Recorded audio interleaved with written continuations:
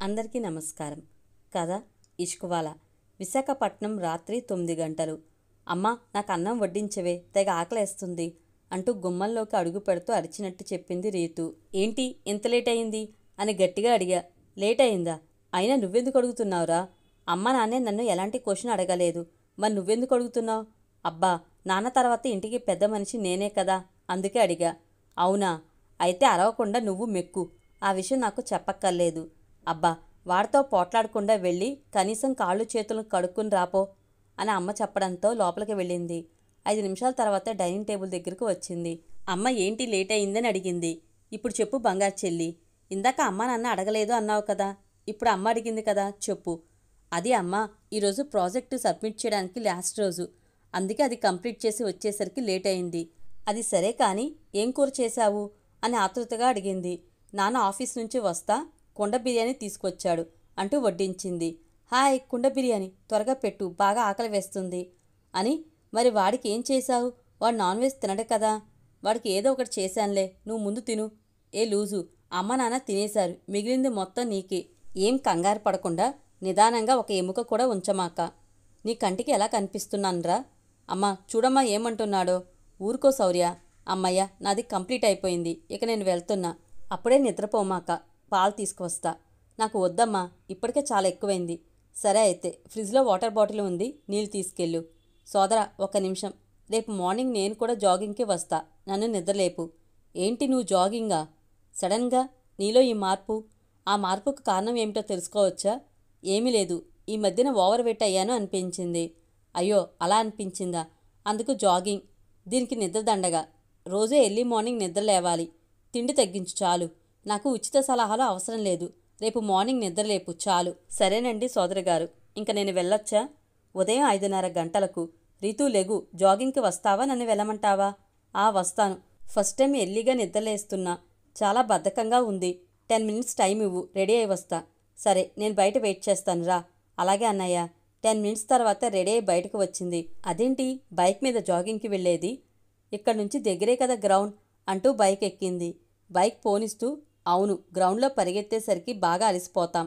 Ground దగ్గర నుంచి రావాలంటే ఇంకా ఓపిక ఎక్కడ ఉంటుంది? అవును, నీతో రోజు నీ తోక జాగింగ్కి రాదా? వాడికి నీకన్నా బద్ధకం ఎక్కువ. వాడు ఆఫీస్కి వెళ్ళడానికే ఆపసోపాలు పడుతూ నిద్రలేస్తాడు. అలాంటిది పొద్దునే జాగింగ్ అంటే వాడికి చాలా కష్టం. అలా మాట్లాడుకుంటూ గ్రౌండ్కి వచ్చాం. అవును, నువ్వు రన్నింగ్ చేస్తావా లేక నడుచుకుంటూ తిరుగుతావా అని అడిగా. కానీ తనేమో ఎవరికోసం వెతుకుతున్నట్లు దిక్కులు చూస్తుంది. హలో రీతు, నేను ఇక్కడ మాట్లాడుతుంటే నీ కళ్ళు ఎవరికోసం వెతుకుతున్నాయో తెలుసుకోవచ్చా? ఎవరు అబ్బాయి అని వెటకారంగా అడిగా. అబ్బాయి లేదు, ఏమీ లేదు. మా ఫ్రెండ్ కూడా ఈ గ్రౌండ్కే వస్తుంది. తనకు నేను లావుగా అవుతున్నా, ఎలా తగ్గాలో చెప్పవే అనేసరికి, ఉదయాన్నే రన్నింగ్ జాగింగ్ కానీ చెయ్యి, నేను గ్రౌండ్కి వెళ్తున్నాను, నువ్వు కూడా రా అని చెప్పింది. అందుకని తన కోసం చూస్తున్నా. ఓ, అది చెప్పు. ఏంటబ్బా ఉన్నట్టుండి మా చెల్లెలు ఎంత మార్పు అని అనుకున్నా. ఆ మార్పు కారణం నువ్వు కాదా? సరే, ఇక్కడే తన కోసం చూడు, నేను రన్నింగ్ చేసి వస్తాను చెప్పి అలా హుషారుగా గ్రౌండ్ మొత్తం 5 రౌండ్లు చుట్టేసి రీతు దగ్గరికి వెళ్ళా. ఏమి, ఇంకా మీ ఫ్రెండ్ రాలేదా అడిగి తన చేతిలోని వాటర్ బాటిల్ తీసుకుని వాటర్ తాగుతున్నా. ఇంకా రాలేదు అంటూ చేతిలోని వాటర్ బాటిల్ లాగేసుకుంది. అలా తీసుకున్నావేమి? తెచ్చిన వాటర్ మొత్తం నువ్వే తాగేస్తే ఎలాగా? నేను తాగాల్సిన అవసరం లేదా? అబ్బా, నువ్వేం పరిగెత్తావు తాగడానికి? ప్రశాంతంగా వచ్చి కూర్చున్నావు, మరి నీకెందుకు నీళ్లు? అలా మాట్లాడుతూ పక్కకు చూసా. పక్కన ఎవరో ఒక అమ్మాయి చూడ్డానికి దేవకన్యలా చాలా బాగుంది. తను మమ్మల్ని గమనిస్తుంది. గమనించడం చూసి ఏం కావాలి మీకు అని అడిగా. రే అన్నయ్య, తనే నా ఫ్రెండ్ సారా. తను నీ ఫ్రెండా? ఎప్పుడు చూడలేదు. ఆ విషయాలు తర్వాత చెప్తా. సారా, ఎప్పుడొచ్చావు? ఏంటి అక్కడే నుంచుని ఉన్నావు అని రీతు అనడంతో దగ్గరికి వచ్చింది. తనకి ఇతను మా అన్నయ్య శౌర్య అంటూ పరిచయం చేసింది. హాయ్ అండి నవ్వుతూ పలకరించింది. నేను హాయ్ అని తన్నే పలకరించా. సరే, జాగింగ్ మొదలు పెడదామని రీతుని అడిగింది. సరే, మీ ఇద్దరు జాగింగ్కి వెళ్ళేసి రండి, నేను ఇక్కడ కూర్చుంటా అని చెప్పడంతో ఇద్దరూ మాట్లాడుకుంటూ నడుచుకుంటూ వెళ్ళిపోయారు. ఎవరు తను? నేనెప్పుడూ రీతుతో చూడలేదు, కానీ తను నా మనసుకి బాగా నచ్చింది. తన డీటెయిల్స్ తెలుసుకుందామని అడిగా. తర్వాత చెప్తాను అన్నది. అలా 20 నిమిషాలు తన గురించి ఆలోచిస్తున్నా.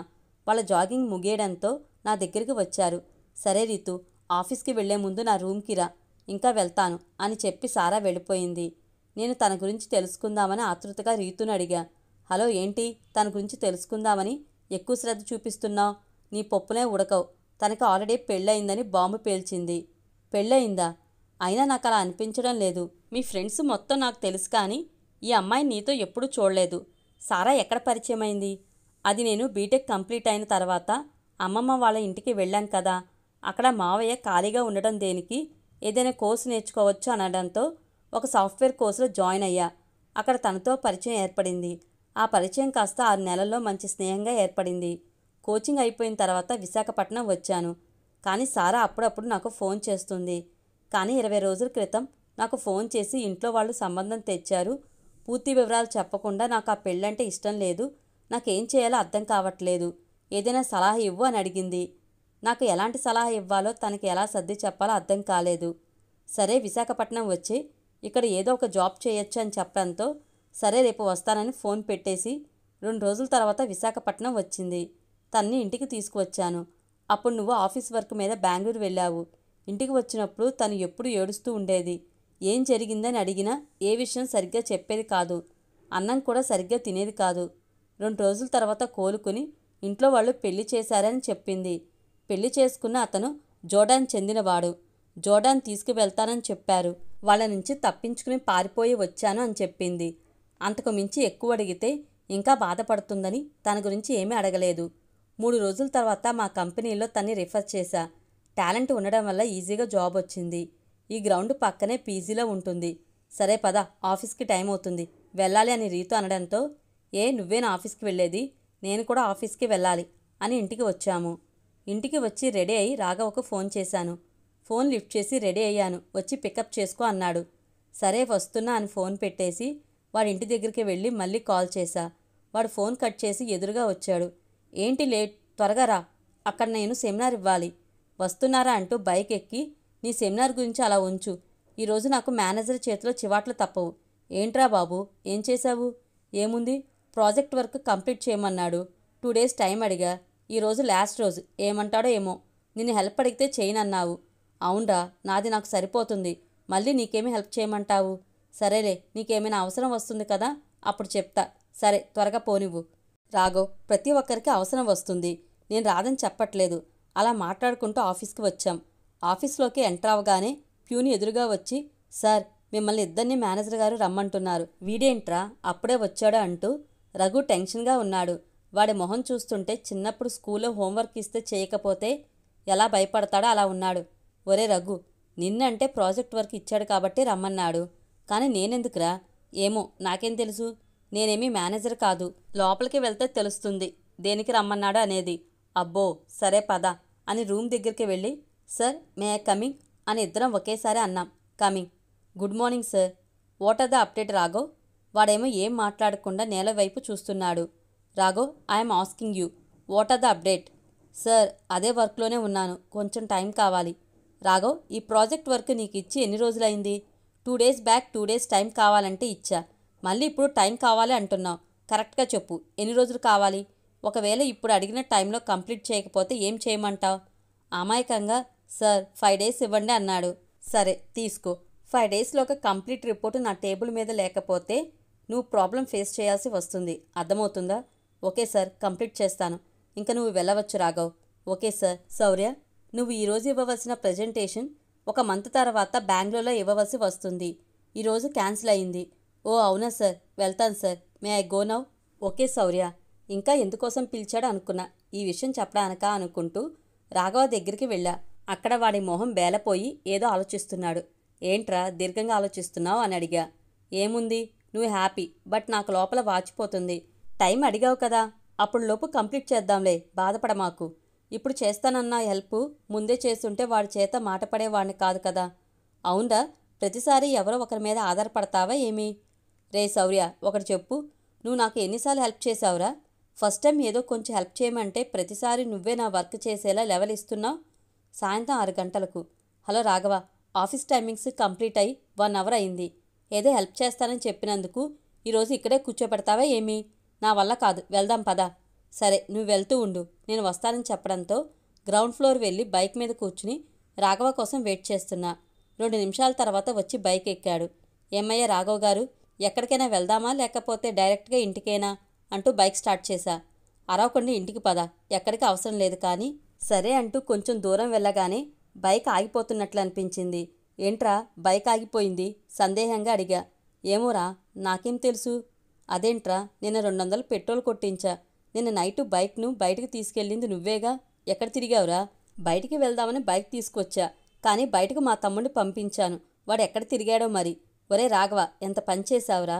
దగ్గరలో పెట్రోల్ బంక్ కూడా లేదు.